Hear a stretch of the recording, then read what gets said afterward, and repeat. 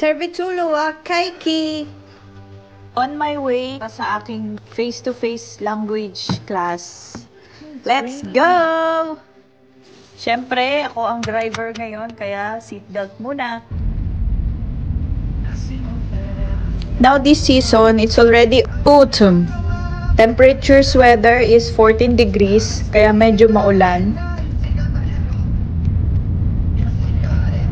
I need to travel 20 minutes. Malapit lang sa school ng mga kids. Doon din yung aking school. And it's gloomy.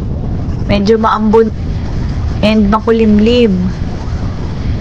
Kaya, ingat-ingat din ako sa pagdadrive. So, after 20 minutes, nandito na ako sa school.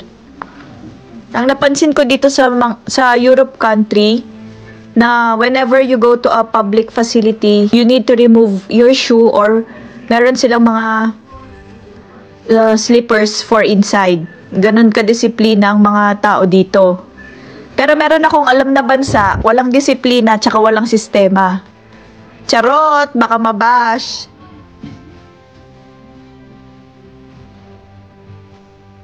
So, pasok na ako sa classroom. This language course is all free. It's provided from the government since we are paying the tax. Kaya sulitin natin ang benefits. So our lesson is all about basic words like alphabet, numbers, pronunciation of words, vowels, yung mga basic greetings, everything about the language na need namin aralin.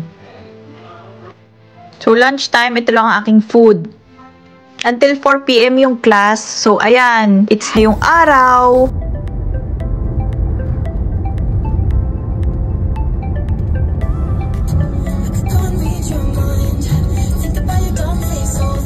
At last, I'm at home. Thanks for watching, guys. Kitos Palion!